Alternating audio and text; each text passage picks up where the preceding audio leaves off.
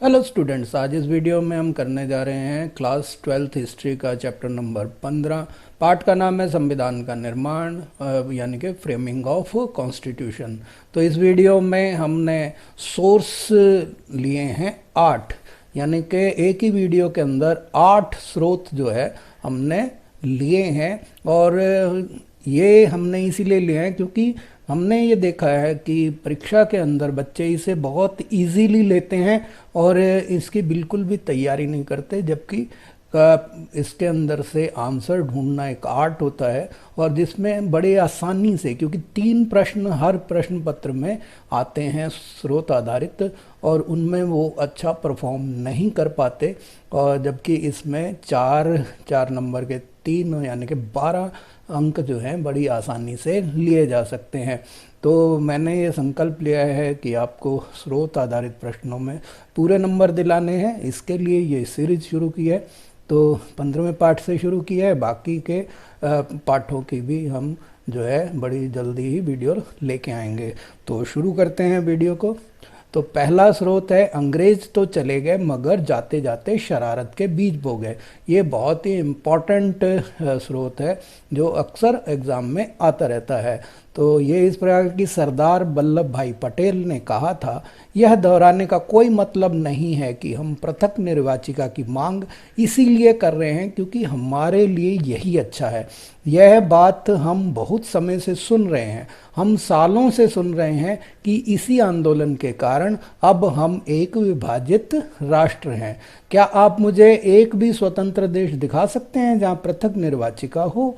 अगर आप मुझे दिखा दें तो मैं आपकी बात मान लूँगा, लेकिन अगर इस अभागे देश में विभाजन के बाद भी पृथक निर्वाचिका की व्यवस्था बनाए रखी गई तो यहाँ जीने का कोई मतलब नहीं है। इसीलिए मैं कहता हूँ कि यह सिर्फ मेरे भले की बात नहीं है, बल्कि आपका भला भी इसी में है कि हम अतीत को भूल जाएं। एक दिन हम एकजुट हो सकते हैं। अंग्रेज तो चले गए मगर जाते जाते शरारत के बीज बो गए हैं। हम इस शरारत को और बढ़ाना नहीं चाहते। तो यहाँ संविधान सभा के अंदर सदस्य जो थे वो शोर कर रहे होंगे, उन्हें शांत करने के लिए वो कह रहे हैं, सुनिए सुनिए, जब अंग्रेजों ने यह विचार पेश किया था तो उन्होंने यह उम्मीद नहीं की थी कि उन्हें इतनी जल्दी भागना पड़ेगा। उन्होंने तो अपने शासन की सुविधा के लिए यह किया था। खैर कोई बात नहीं, मगर अब वे अपनी विरासत पीछे छोड़ गए हैं।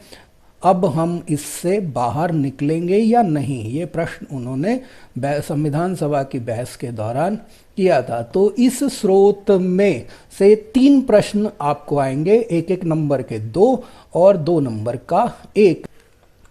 तो सरदार पटेल के अनुसार देश के विभाजन के लिए कौन उत्तरदायी है, यानी कि who is responsible for partition of the country according to Sardar Patel.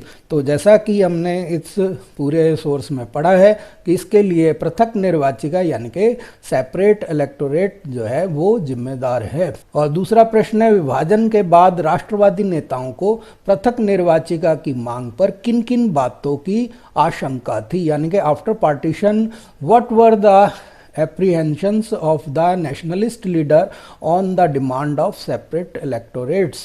तो आपको पता है कि किन बातों की आशंका थी कि हिंदू मुसलमान आपस में लड़ पड़ेंगे, दंगे होंगे, गृह युद्ध होगा और हिंसा फैलेगी। तो उन्हें निरंतर यानी कि लगातार गृह युद्ध, दंगों और हिंसा की आशंका थी, यानी कि they feared continuous civil war, riots and violence. और तीसरा प्रश्न जो 2 अंक का है, पहले वाले ये 1-1 अंक के थे, ये 2 अंक का है। तो अंग्रेज जाते हुए शरारत के कौन से बीज बो गए, और दूसरा इसी का भाग है, इसके क्या परिणाम हुए, यानी कि what seeds of mischief were shown by the British while living, what were it's consequence. तो शरारत के कौन से बीज बोके गए कि वो पृथक निर्वाचिका मुस्लिमों के लिए दे गए। तो मुस्लिमों के लिए पृथक निर्वाचिका यानी कि सेपरेट इलेक्टोरेट्स फॉर मुस्लिम्स, और इसका परिणाम क्या हुआ कि देश का विभाजन हो गया, यानी कि पार्टीशन ऑफ कंट्री हो गया। भारत और पाकिस्तान 2 देश बन गए सिर्फ उनके इस पृथक निर्वाचिका के कारण। दूसरा स्रोत है बहुत अच्छा महोदय, साहसिक शब्द, उद्धात शब्द।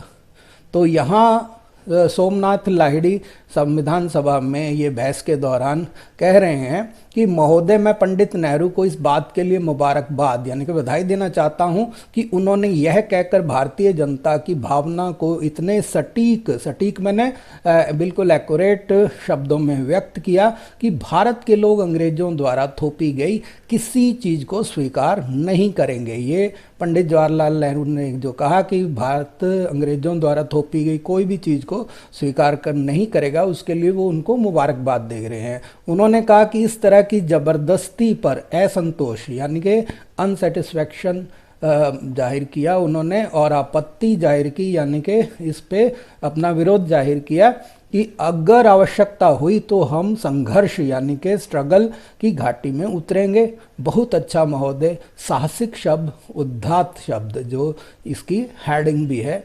परंतु देखना यह है कि इस चुनौती को आप कैसे और कब साकार करते हैं। महोदय, मसला यह है कि यह जबरदस्ती इसी समय की जा रही है। ना केवल ब्रिटिश योजना ने भावी संविधान बना दिया है जो अंग्रेजों की संतुष्टि पर आधारित होगा, यानी कि अंग्रेजों की मनमर्जी से ये बनेगा, उनके इच्छाओं से बनेगा, बल्कि इससे यह भी संकेत मिलता है कि मामूली से मामूली मतभेद के लिए भी आपको संघीय न्यायालय यानी कि जो सर्वोच्च न्यायालय की यहाँ बात कर रहे हैं कि संघीय न्यायालय तक दौड़ना होगा या वहाँ इंग्लैंड जाकर नाचना पड़ेगा, क्योंकि वो सोच रहे थे कि हमारे ऊपर इंग्लैंड का ही कंट्रोल होगा, हम उसी के कानून को और उन्हीं की इच्छाओं से जो संविधान बना रहे हैं वो मानेंगे, तो हमें इंग्लैंड जाकर नाचना पड़ेगा मामूली मतभेदों को सुलझाने के लिए भी। तो यानी कि हमारी भागदौड़ जो है वो बढ़ जाएगी। या ब्रिटिश प्रधानमंत्री क्लेमेट एटली जो उस समय के प्रधानमंत्री थे ब्रिटेन के, या किसी और के दरवाजे पर दस्तक देनी होगी, यानी कि मदद के लिए हमें इंग्लैंड के प्रधानमंत्री तक के पास जाना पड़ेगा। केवल यही सच नहीं है, हम चाहें जो भी योजना क्यों ना बनाएं, यह संविधान सभा ब्रिटिश बंदूकों, ब्रिटिश सेना और उनके आर्थिक और वित्तीय शिकंजे के साए में है। यानी कि वो सोच रहे थे कि ब्रिटिश लोग जो हैं अपनी सेना, अपनी ताकत के बल पर या अपने वित्तीय ताकत के बल पर हमारे को अपने कब्जे में बनाए रखेंगे। इसका मतलब यह निकलता है कि मूल रूप से सत्ता अभी भी अंग्रेजों के हाथ में है और सत्ता का प्रश्न बुनियादी तौर पर यानी कि बेसिकली अभी तय नहीं हुआ है, जिसका अर्थ यह निकलता है कि हमारा भविष्य अभी भी पूरी तरह हमारे हाथों में नहीं है। इतना ही नहीं, हाल ही में एटली और अन्य लोगों द्वारा दिए गए वक्तव्यों से यह भी स्पष्ट हो गया है कि अगर जरूरत पड़ी तो वे विभाजन से भी पीछे नहीं हटेंगे, यानी कि वो देश का विभाजन भी कर सकते हैं। यानी कि सोमनाथ लाहिड़ी का ये जो बयान है ये आज़ादी से पहले का है। महोदय, इसका आशय यह है कि इस देश में कोई स्वतंत्रता नहीं है, यानी कि अभी हमारे को कोई आज़ादी नहीं मिलेगी। जैसा कि अभी कुछ दिन पहले सरदार वल्लभ भाई पटेल ने कहा था कि हमारे पास केवल आपस में लड़ने की स्वतंत्रता है, हमें बस इतने ही स्वतंत्रता मिली है। इसीलिए हमारा विनम्र सुझाव है कि यहाँ सवाल इस योजना की रूपरेखा के जरिए कुछ पा लेने का नहीं, बल्कि यहाँ और अभी स्वतंत्रता की घोषणा करने और अंतरिम सरकार भारत की जनता से यह आह्वान करने का है कि वे आपस में लड़ने के बजाय अपने शत्रु को देखें, उनके हाथ में अभी भी कोड़ा है, यानी कि वो हंटर लेकर अभी भी हमारे ऊपर हुक्म दौड़ा रहे हैं। वे ब्रिटिश साम्राज्यवाद को देखें और उनसे मिलकर लड़ने के लिए आगे बढ़ें, और जब हम स्वतंत्र हो जाएंगे तब हम अपने दावों का हल ढूंढ सकते हैं। तो इस स्रोत के ऊपर हमने जो है अब आगे के प्रश्न देखने हैं। तो पहला प्रश्न है, सोमनाथ लाहिड़ी ने किस बात के लिए पंडित नेहरू को मुबारकबाद दी, यानी कि for what did Somnath Lahiri congratulate Pandit Nehru. तो 1 अंक का प्रश्न है। इसका जो जवाब है वो ये है कि नेहरू जी ने कहा कि भारतीय जनता अंग्रेजों द्वारा थोपी गई कोई भी चीज स्वीकार नहीं करेगी, यानी कि Nehru ji said that the Indian public will not accept anything imposed by the British. दूसरा प्रश्न है वल्लभ भाई पटेल के अनुसार हमें किस चीज की स्वतंत्रता मिली थी, यानी कि according to Vallabh Bhai Patel for what did we get freedom. तो इसका उत्तर क्या है, जैसा कि आप जानते हैं वल्लभ भाई पटेल का रेफरेंस देते हुए कहा था कि आपस में लड़ने की, यानी कि हमें आपस में लड़ने की ही स्वतंत्रता मिली है, टू फाइट ईच अदर। और तीसरा प्रश्न है कि सोमनाथ लाहिड़ी को संविधान से क्या आशंका थी, यानी कि what apprehension did Somnath Lahiri have about the constitution. तो ये 2 अंक का है, तो इसके 2 उत्तर हमारे को देने हैं 2 लाइनों में। तो पहला है कि संविधान अंग्रेजों के साए में बना है जिसके वास्तविक सत्ता अंग्रेजों के हाथ में रहेगी, यानी कि the constitution is made under the shadow of British so that the real power will remain in the hands of the British. और दूसरा है कि मामूली से मामूली विवाद के लिए भी संघीय न्यायालय या इंग्लैंड तक भागना पड़ेगा, even for the slightest dispute one has to run to the federal court और इंग्लैंड। तो ये 2 आपको कारण देंगे, तभी आपको 2 अंक इसमें मिलेंगे। अब अगले स्रोत की तरफ चलते हैं। ये स्रोत सबसे महत्वपूर्ण स्रोत है इस पाठ का, हम सिर्फ नकल करने वाले नहीं हैं। तो ये जैसा कि यहाँ चित्र भी दिखा रखा है पंडित जवाहरलाल नेहरू का, जो हमारे देश के प्रथम प्रधानमंत्री थे, तो उन्होंने ये भाषण के उनके अंश हैं कि 13 दिसंबर 1946 को अपने प्रसिद्ध भाषण में जवाहरलाल नेहरू ने कहा था, मेरे जहन में बार बार वे सारी संविधान सभाएं आ रही हैं जो पहले ये काम कर चुकी हैं। मुझे उस महान अमेरिकी राष्ट्र के निर्माण की प्रक्रिया का ख्याल आ रहा है जहां राष्ट्र निर्माताओं ने एक ऐसे संविधान रच दिया जो इतने सालों, 1.5 सदी के करीब हो गया, से भी ज़्यादा समय तक काल की कसौटी पर खरा उतरा, यानी कि 150 साल तक भी इसके ऊपर किसी ने उंगली नहीं उठाई और ये बदस्तूर उसी तरह से जारी है, अपन बढ़िया तरीके से काम कर रहा है। उन्होंने एक महान राष्ट्र गढ़ा, तो इसी संविधान के बल पर उन्होंने अमेरिका को दुनिया का सिरमौर देश बना दिया जो उसी संविधान पर आधारित है। इसके साथ ही मेरी नज़र उस महान क्रांति की ओर जाती है जो 150 साल पहले एक अन्य स्थान पर हुई थी। यहाँ ये फ्रांस की क्रांति की बात कर रहे हैं। मुझे उस संविधान सभा का विचार आता है जो स्वतंत्रता के लिए इतने सारे संघर्ष लड़ने वाले पेरिस जो फ्रांस की राजधानी है, के भव्य और खूबसूरत शहर में जुटी थी। उस संविधान सभा में कितनी मुश्किलों का सामना किया था और किस तरह राजा या फ्रांस के राजा द्वारा और तमाम अन्य अधिकारियों द्वारा उनके रास्ते में रोड़ा बन गए थे। इतिहास के ये सारे अध्याय बरबस, यानी कि बार बार मुझे याद आ रहे हैं। सदन इस बात को याद रखेगा कि जब इस तरह की मुश्किलें आईं और तब उन संविधान सभाओं के लिए एक कमरा तक नहीं दिया जा रहा था। तो ये बता रहे हैं कि अमेरिका और फ्रांस में जब संविधान बन रहा था तो एक कमरा तक उनको नहीं दिया जा रहा था। तो उन्होंने टेनिस के खुले मैदान में सभा की थी और एक शपथ ली थी जिसे टेनिस कोर्ट की शपथ के नाम से जाना जाता है। उन्होंने राजाओं और अन्य ताकतों की रुकावटों के बावजूद अपनी बैठकें जारी रखी, यानी कि फ्रांस के संविधान निर्माताओं ने राजा और उनके अन्य अफसरों द्वारा विरोध के बावजूद भी अपनी बैठकें जारी रखी थी और तब तक वहाँ से नहीं हिले जब तक कि उन्होंने अपना काम पूरा नहीं कर लिया था। मुझे विश्वास है हम भी इसी शुद्ध भावना से यहाँ इकट्ठे हुए हैं और चाहे हमारी बैठक इस कक्ष में हो, कक्ष का मतलब कमरे में हो या कहीं और भी हो रही हो, चाहे खेतों में हो या बाजार में हो, हमारी बैठक तब तक जारी रहेगी जब तक हम अपना काम पूरा नहीं कर लेते। तो इसके ऊपर आधार स्रोत जो के ऊपर प्रश्न है, 13 दिसंबर 1946 को जवाहरलाल नेहरू ने संविधान सभा में किस ऐतिहासिक प्रस्ताव को रखा था, यानी कि विच historical resolution was put forward bye Jawaharlal Nehru in the constituent assembly on 13 दिसंबर 1946। तो 1 अंक का प्रश्न है, तो छोटा सा ही इसका उत्तर होगा और वो उत्तर है कि उद्देश्य प्रस्ताव नाम का ऐतिहासिक प्रस्ताव उन्होंने 13 दिसंबर 1946 को रखा था और उसी संदर्भ में उन्होंने भाषण दिया था, यानी कि historical proposal called objective proposal. दूसरा जो प्रश्न है, हम सिर्फ नकल करने वाले नहीं हैं, नेहरू इसके द्वारा क्या कहना चाह रहे थे, यानी कि we are not mere imitators what was Nehru trying to say by this. पहला ये है कि वे भारत के लोकतांत्रिक प्रणाली को बेहतर बनाना चाहते थे, यानी कि he wanted to improve the democratic system of India. दूसरा यह है कि अन्य राष्ट्रों के संविधान के विरुद्ध थे, were against the constitution of other Nations. और तीसरा है शासन की व्यवस्था को लोगों के स्वभाव के अनुरूप हो और उन्हें स्वीकार्य हो, यानी कि the system of governance should be accordance with the nature of people and acceptable to them.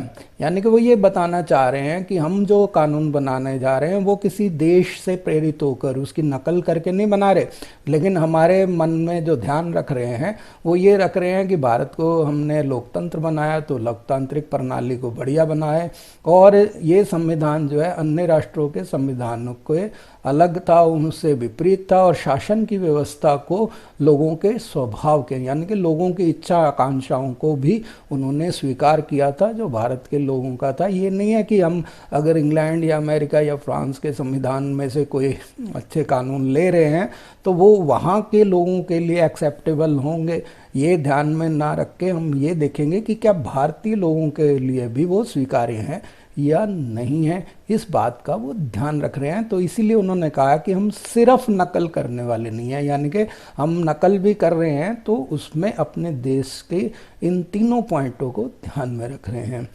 तो क्वेश्चन नंबर 3 है, नेहरू ने अमेरिका और फ्रांसीसी क्रांतियों का उल्लेख क्यों किया था? ये 2 अंक का प्रश्न है। Why did Nehru mention the American and French revolutions?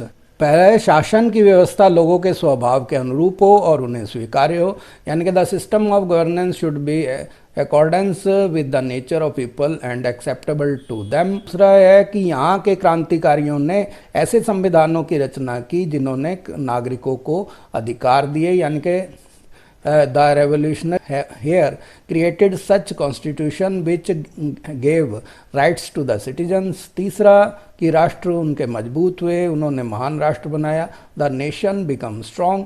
और चौथा, आज भी वो सफलतापूर्वक कार्य कर रहे हैं, even today it is working smoothly। अब अगले स्रोत पे चलते हैं। मेरा मानना है कि पृथक निर्वाचिका अल्पसंख्यकों के लिए आत्मघाती साबित होगी। 27 अगस्त 1947 को संविधान सभा की बहस में गोविंद बल्लभ पंत, जो हमारे पहले कृषि मंत्री भी थे, ने कहा था, मेरा मानना है कि पृथक निर्वाचिका अल्पसंख्यकों के लिए आत्मघाती साबित होगी। आत्मघाती का मतलब खुद को ही मारने वाली साबित होगी, उन्हें बहुत भारी नुकसान पहुंचाएगी। अगर उन्हें हमेशा के लिए अलग थलग कर दिया गया है तो वे कभी भी खुद को बहुसंख्यकों में रूपांतरित नहीं कर पाएंगे। निराशा का भाव शुरू से ही उन्हें अपंग बना देगा। आप क्या चाहते हैं? वो प्रश्न कर रहे हैं उन अल्पसंख्यकों से कि वो क्या चाहते हैं और हमारा अंतिम उद्देश्य क्या है। क्या अल्पसंख्यक हमेशा अल्पसंख्यकों के रूप में ही रहना चाहते हैं, यानी कि जो अभी संख्या में कम है वो चाहेंगे कि अल्पसंख्यक का हमारा हैसियत बनी रहे, इसीलिए हम हमेशा ही अल्पसंख्यक बने रहें, या वे भी एक दिन एक महान राष्ट्र का अभिन्न अंग बनने और उसकी नियति को निर्धारित करने और नियंत्रित करने का सपना देखते हैं? मेरा विचार है कि अगर उन्हें शेष समुदाय से अलग रखा जाता है और ऐसे हवाबंद कमरे में काट कर रखा जाता है जहां उन्हें हवा के लिए भी औरों पर निर्भर रहना पड़ेगा, तो यह उनके लिए भयानक रूप से खतरनाक होगा। अगर अल्पसंख्यक पृथक निर्वाचिकाओं से जीत कराते रहे तो कभी प्रभावी योगदान नहीं दे पाएंगे। तो संविधान सभा के बहस में खंड 2 में ये भाषण उन्होंने दिया था। इस पर आधारित प्रश्न है कि गोविंद बल्लभ पंत ने पृथक निर्वाचिका को अल्पसंख्यकों के लिए आत्मघाती क्यों माना, यानी कि why did Govind Ballabh Pant consider separate electorates as suicide for the minority. तो इसका उत्तर ये होगा कि यह अल्पसंख्यकों को बहुसंख्यकों से स्थायी रूप से पृथक और कमजोर कर देगी और उन्हें शासन में कभी भी प्रभावी हिस्सेदारी नहीं मिलेगी, यानी कि this will permanently isolate the weaken of minorities from the majority and they will never get an effective share in governance. और दूसरा है पृथक निर्वाचिका की मांग और उसका विरोध के पीछे क्या तर्क था। What was the logic behind the demand of separate electorate and its opposition? तो इसका उत्तर होगा कि अल्पसंख्यकों के लिए पृथक निर्वाचिका को राष्ट्रीय एकता के मार्ग में बाधक माना जा रहा था, यानी कि separate electorates for minority has being consider as an obstacle in the path of national unity, यानी कि पृथक मान्य निर्वाचिका की मांग का विरोध वो इसीलिए कर रहे थे कि इससे राष्ट्रीय एकता खंडित होगी। तीसरा प्रश्न है स्वतंत्रता के बाद अल्पसंख्यकों के लिए पृथक निर्वाचिका की मांग को देश के लिए खतरनाक मांग क्यों माना गया। After independence the demand of separate electorates for minorities was as too dangerous for the country. तो ऐसा क्यों माना गया, तो इसे 2 अंक का प्रश्न है, तो कम से कम 2 कारण आपको बताने पड़ेंगे। तो इसका उत्तर है पहला है कि अल्पसंख्यक बहुसंख्यकों से स्थायी रूप से कट जाएंगे, और दूसरा है राष्ट्रीय एकता और एकीकृत राष्ट्र का निर्माण अल्पसंख्यकों में पनपीहीन भावना के कारण नहीं हो पाएगा, यानी कि national unity and the creation of unified nation will not be possible due to the feelings that florence in the minorities. और तीसरा है लोग राष्ट्र से पहले अपने समुदाय के बारे में सोचेंगे, जिससे राष्ट्र फिर नए विभाजन की ओर जाएगा, यानी कि people will think about their community before the nation, due to which the nation will again go towards new division. तो इन तीनों पॉइंटों में से कोई 2 पॉइंट या 3 भी आप दे सकते हैं, तो 2 अंक आपको आसानी से मिल जाएंगे। अगला जो सोर्स है खंडित निष्ठा के लिए कोई जगह नहीं, तो गोविंद वल्लभ पंत पर यह आधारित है कि गोविंद वल्लभ पंत ने कहा कि निष्ठावान नागरिक बनने के लिए लोगों को समुदाय और खुद को बीच में रखकर सोचने की आदत छोड़नी होगी। लोकतंत्र की सफलता के लिए व्यक्ति को आत्मानुशासन की कला का प्रशिक्षण लेना होगा। लोकतंत्र में व्यक्ति को अपने लिए कम तथा औरों के लिए ज़्यादा फिक्र करनी चाहिए। यहाँ खंडित निष्ठा के लिए कोई जगह नहीं है। सारी निष्ठाएं केवल राज्य पर केंद्रित होनी चाहिए। यदि किसी लोकतंत्र में आप प्रतिस्पर्धी निष्ठाएं रख देते हैं या ऐसी व्यवस्था खड़ी कर देते हैं जिससे कोई व्यक्ति या समूह अपने अपव्यय पर अंकुश लगाने के बजाय बृहत्तर यानी कि विस्तृत रूप से या अन्य हितों को जरा भी परवाह नहीं करेगा, तो ऐसे लोकतंत्र का डूबना निश्चित है। तो ये संविधान सभा की बहस खंड 2 से लिया गया है। तो इस पर ही आधारित प्रश्न है कि गोविंद वल्लभ पंत के अनुसार निष्ठावान नागरिक बनने के लिए किन आदतों को छोड़ना पड़ेगा।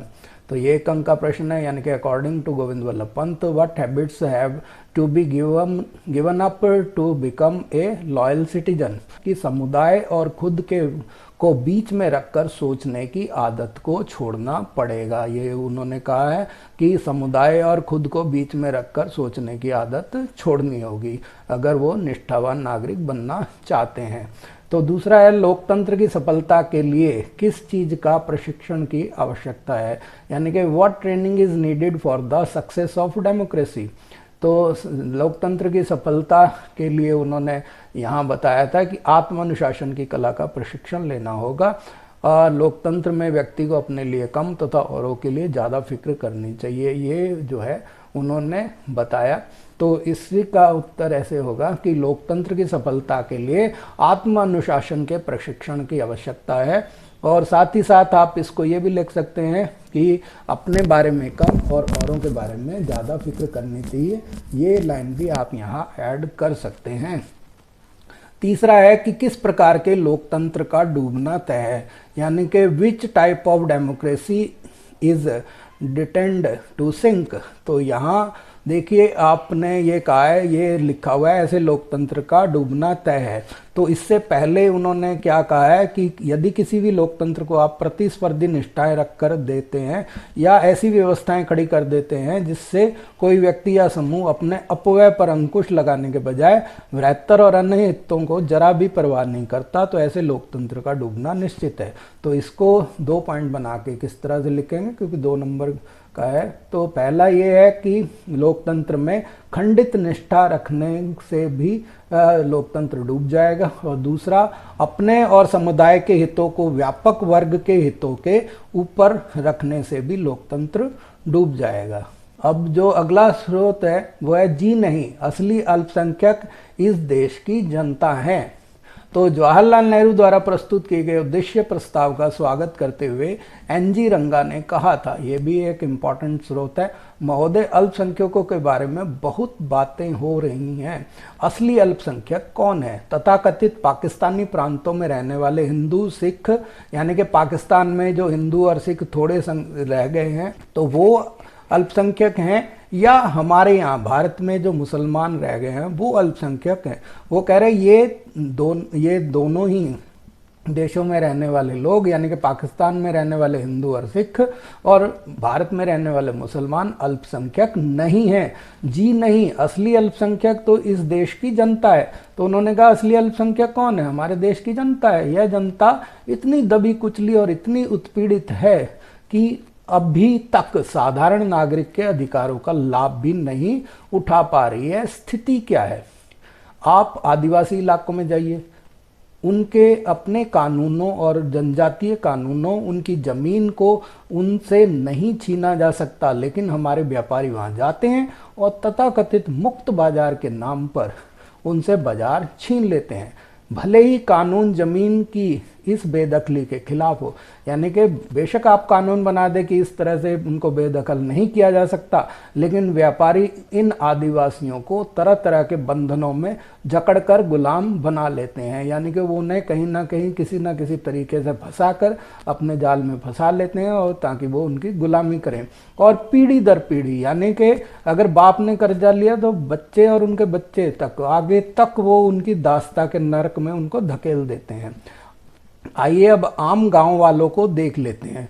वहाँ सूदखोर, यानी कि आदिवासियों के बाद वो ग्रामीण लोगों की बात कर रहे हैं कि वहाँ सूदखोर पैसा लेकर जाता है और गांव वालों को अपनी जेब में डाल लेता है, यानी कि उन्हें उधार पैसे देता है और मोटा ब्याज लेता है। जब वो चुका नहीं पाते हैं तो उनके ज़मीनें, घर वगैरह अपने कब्जे में ले लेता है। वहाँ जमींदार हैं, यानी कि गांव में जमींदार भी हैं, और मालगुजार, जो मालगुजारी का मतलब जो भूमि के ऊपर कर दिया जाता है, और अन्य लोग हैं जो इन गरीब देहातियों का शोषण करते हैं, यानी कि मालगुजारी वसूल करने वाले और इसके अलावा और अन्य लोग भी गरीब गांव वालों का शोषण करते हैं। इन लोगों से मूलभूत शिक्षा तक नहीं है, क्योंकि ये जनता पढ़ी लिखी नहीं है। असली अल्पसंख्यक यही लोग हैं जिन्हें सुरक्षा और सुरक्षा का आश्वासन मिलना चाहिए, यानी कि उन्हें सुरक्षा भी मिलनी चाहिए और ये उनको आश्वासन भी मिलना चाहिए कि वो सुरक्षित रहेंगे। उन्हें आवश्यक सुरक्षा प्रदान करने के लिए केवल इस प्रस्ताव से काम चलने वाला नहीं है। ये संविधान सभा की बहस के खंड 2 से लिया गया है। तो इसके ऊपर आधारित प्रश्न जो हैं वो ये है कि पहला प्रश्न है, उद्देश्य प्रस्ताव किसने प्रस्तुत किया था? यानी कि यहाँ ये जवाहरलाल नेहरू जी का पहली लाइन में लिखा हुआ है कि जवाहरलाल नेहरू द्वारा प्रस्तुत उद्देश्य प्रस्ताव का स्वागत करते हुए एनजी रंगा ने कहा। तो इसका मतलब उद्देश्य प्रस्ताव किसने पारित किया या प्रस्तावित किया? जवाहरलाल नेहरू ने। सिर्फ इतना ही लिख देना काफ़ी है। कई बच्चे क्या पूरी लाइन लिख देते हैं जिससे कोई अर्थ समझ में नहीं आता है। सिर्फ टू द पॉइंट लिखना है, ज़्यादा बड़ा लिखने से ज़्यादा अंक नहीं मिलते हैं। इतना ही लिख देने से आपको 1 अंक मिलेगा, जबकि अगर आप पूरी लाइन बच्चे कई लिख देते हैं तो उससे कंफ्यूज हो जाएंगे कि जवाहरलाल नेहरू ने कहा या एनजी रंगा ने कहा, और टीचर जो है इसमें नंबर काट लेते हैं। तो एनजी रंगा ने किसको अल्पसंख्यक माना? तो यहाँ हमने देखा है कि उन्होंने कहा है कि असली अल्पसंख्यक पाकिस्तान में रहने वाले हिंदू सिख नहीं है, ना ही भारत में रहने वाले मुस्लिम हैं। तो वो कह रहे हैं कि असली जो अल्पसंख्यक हैं वो देश की जनता है, या आदिवासी हैं, या ग्रामीण है, जो कि जिनका शोषण हो रहा है। तो वो क्या कह रहे हैं कि आदिवासियों और गरीब देहातियों को वो कह रहे हैं कि वो अल्पसंख्यक हैं। तो ये भी लिखेंगे तो भी पूरे अंक मिलेंगे। अगर आप भारत की जनता लिख देंगे तो भी आपको पूरे अंक इसमें मिल जाएंगे। तीसरा प्रश्न है, व्यापारी और सूदखोर आदिवासियों और गरीब देहातियों का शोषण किस प्रकार करते हैं, यानी कि how do the traders and us user exploit the tribals and the poor villager. तो इसका जो उत्तर होगा कि पहला है कि मुक्त बाजार के नाम पर उनकी जमीनें छीन कर वो ले लेते हैं, और दूसरा है कि मालगुजारी और सूदखोरी के चलते कर्ज के जाल में फंसाकर पीढ़ी दर पीढ़ी उनको गुलाम बना लेते हैं। तो इस तरह से वो व्यापारी और सूदखोर आदिवासी और गरीब देहातियों का शोषण करते हैं। अगला जो स्रोत है कि हमने विशेषाधिकार कभी नहीं मांगे। तो बंबई की हंसा मेहता ने महिलाओं के लिए न्याय की मांग की, आरक्षित सीटों की नहीं और ना ही पृथक चुनाव क्षेत्र की। तो वो कहती हैं कि हमने विशेषाधिकार कभी नहीं मांगे। हमने विशेषाधिकार का मतलब कुछ स्पेशल राइट्स नहीं मांगे, हमने सामाजिक न्याय, आर्थिक न्याय और राजनीतिक न्याय की मांग की है। हमने उस बराबरी की मांग की है जिसके बिना पारस्परिक आदर और समझ नहीं बन सकते, जिसके बिना पुरुष और महिला के बीच वास्तविक सहयोग संभव नहीं है। तो यहाँ जो प्रश्न है वो ये है कि महिलाओं के लिए न्याय की मांग किसने की। तो 1 नंबर का प्रश्न है। तो इसमें आप देख रहे हैं कि बंबई की हंसा मेहता ने महिलाओं के लिए न्याय की मांग की। तो यहाँ पर इसका उत्तर सिर्फ एक शब्द में हंसा मेहता ने ऐसे करके भी लिख देंगे तो पूरा अंक मिलेगा। तो आप ये भी लिख सकते हैं बंबई की हंसा मेहता ने महिलाओं के लिए न्याय की मांग की, या सिर्फ हंसा मेहता भी लिख देंगे तो भी चलेगा। हंसा मेहता ने महिलाओं के लिए विशेषाधिकारों की मांग के स्थान पर क्या मांगा था, यानी कि विशेषाधिकार के बजाय क्या मांगा, यानी कि what did Hansa Mehta demanded instead of demanding privileges for women. तो उन्होंने कहा हमने विशेषाधिकार कभी नहीं मांगे, बल्कि क्या मांगा कि हमने सामाजिक न्याय, आर्थिक न्याय और राजनीतिक न्याय की मांग की है। हमने उस बराबरी की मांग की है जिसके बिना पारस्परिक आदर और समझ नहीं बन सकते, जिनके बिना पुरुष और महिला के बीच वास्तविक सहयोग संभव नहीं। तो इसको, क्योंकि 1 नंबर का प्रश्न है, इतना लंबा लिखने के बजाय शॉर्ट फॉर्म में हम ऐसे लिख सकते हैं कि सामाजिक, आर्थिक और राजनीतिक न्याय की मांग की, यानी कि demanded social, economical and political justice. तीसरा, हंसा मेहता ने महिलाओं के लिए किन 2 चीज़ों की मांग नहीं की थी, यानी कि क्या नहीं मांगा था। पहले हमने कहा क्या मांगा और यहाँ क्या नहीं मांगा। विच 2 things did Hansa Mehta not demanded for women. तो उन्होंने क्या नहीं मांगा था, तो यहाँ आप ने वो कह रही हैं पहले कि हमने सामाजिक न्याय, आर्थिक और राजनीतिक न्याय की मांग की है, लेकिन हमने क्या नहीं मांगा है। वो कह रही हैं कि महिलाओं के लिए न्याय की मांग की है, आरक्षित सीटों की मांग नहीं की है, ना ही पृथक चुनाव क्षेत्र की है, यानी कि आरक्षित सीटें भी नहीं महिलाओं के लिए मांगी, ना ही पृथक चुनाव क्षेत्र की मांग की है। तो इसका जो है उत्तर ये होगा, पहला पृथक निर्वाचिका यानी कि सेपरेट इलेक्टोरेट्स, और दूसरा आरक्षित सीटें यानी कि रिजर्व्ड सीट, ये हमने नहीं मांगी हैं। अगला जो सोर्स है वो है राष्ट्रीय भाषा की क्या विशेषताएं होनी चाहिए। अपनी मृत्यु के कुछ माह पहले महात्मा गांधी ने भाषा के प्रश्न पर अपने विचार दोहराते हुए कहा था, यह हिंदुस्तानी ना तो संस्कृत निष्ठ हिंदी होनी चाहिए और ना ही फारसी निष्ठ उर्दू, यह दोनों का सुंदर मिश्रण होना चाहिए। उसे विभिन्न क्षेत्रीय भाषाओं में से शब्द खुलकर उधार लेने चाहिए। विदेशी भाषाओं ऐसे शब्द लेने में कोई हर्ज नहीं है जो हमारी राष्ट्रीय भाषा से अच्छी तरह और आसानी से घुल मिल सकते हैं। इस प्रकार हमारी राष्ट्रीय भाषा एक समृद्ध और शक्तिशाली भाषा होनी चाहिए जो मानवीय विचारों और भावनाओं से पूरे समुच्चय को अभिव्यक्ति दे सके। खुद को हिंदी और उर्दू से बांध लेना देशभक्ति की भावना और समझदारी के विरुद्ध एक अपराध होगा। तो पहला प्रश्न है, गांधी जी किस भाषा को राष्ट्रीय भाषा बनाना चाहते थे, यानी कि which language did Gandhi ji want to be the national language. तो यहाँ आप देख रहे हैं कि वो हिंदुस्तानी को बात कर रहे हैं कि हिंदुस्तानी जो कि संस्कृत निष्ठ हिंदी और फारसी निष्ठ उर्दू से मिलके बनी है, उसको वो चाहते थे। तो इसका उत्तर होगा हिंदी और उर्दू के मिश्रण से बनी हिंदुस्तानी को। Hindustani a mixture of Hindi and Urdu. दूसरा प्रश्न है, राष्ट्रीय भाषा के संबंध में किस भावना को महात्मा गांधी जी ने अपराध माना, यानी कि which sentiment regarding the national language was considered a crime by Mahatma Gandhi. उन्होंने कहा है कि राष्ट्रीय भाषा एक समृद्ध और शक्तिशाली भाषा होनी चाहिए जो मानवीय विचारों और भावनाओं के पूरे समुच्चय को अभिव्यक्ति दे सके। खुद को हिंदी या उर्दू में बांध लेना देशभक्ति की भावना और समझदारी के विरुद्ध एक अपराध होगा।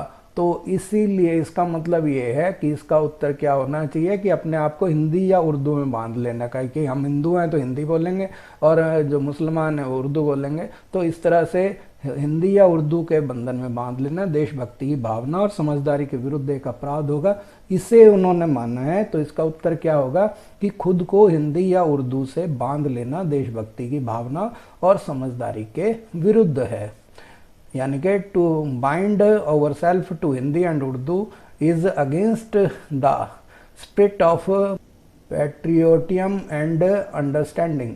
क्वेश्चन नंबर 3 है, राष्ट्रीय भाषा के विकास के लिए गांधी जी ने क्या सुझाव दिए, यानी कि what suggestion did Gandhi ji give to the development of national language. तो उसके लिए उन्होंने क्या सुझाव दिए थे। हाँ, आप देख रहे हैं कि उन्होंने कहा है कि इसके अंदर जो है विभिन्न क्षेत्रीय भाषाओं के शब्द खुलकर उधार लेने चाहिए और विदेशी भाषाओं के भी ऐसे शब्द लेने में कोई हर्ज नहीं है जो हमारी राष्ट्रीय भाषा से अच्छी तरह से और आसानी से घुल मिल सकते हैं। और इस प्रकार राष्ट्रीय भाषा एक समृद्ध और शक्तिशाली भाषा होनी चाहिए जो मानवीय विचारों और भावनाओं के पूरे समुच्चय को अभिव्यक्ति दे सके। तो इसका उत्तर है पहला कि यह भाषा संस्कृत निष्ठ हिंदी और फारसी निष्ठ उर्दू का सुंदर मिश्रण होना चाहिए, और दूसरा यह है कि क्षेत्रीय भाषाओं और विदेशी भाषाओं के उन शब्दों का खुलकर प्रयोग करना चाहिए जो उसमें आसानी से घुल मिल जाएं। तो ये जो है वो चाहते थे भारत की राष्ट्रीय भाषा के लिए। आपको वीडियो कैसा लगा, अगर पसंद आए तो इसे लाइक कीजिए और कमेंट बॉक्स में बताइए कि आपके और क्या सुझाव हैं, आप और कौन से पार्ट के मेरे से सोर्स बेस्ड क्वेश्चन चाहते हैं। और अगर आप मेरे चैनल गुरुदेव क्लासेस में नए हैं और अभी तक आपने सब्सक्राइब नहीं किया है तो इसे जल्दी से सब्सक्राइब कर लें ताकि आने वाले वीडियोस के नोटिफिकेशन आपको समय पर मिलते रहें। धन्यवाद।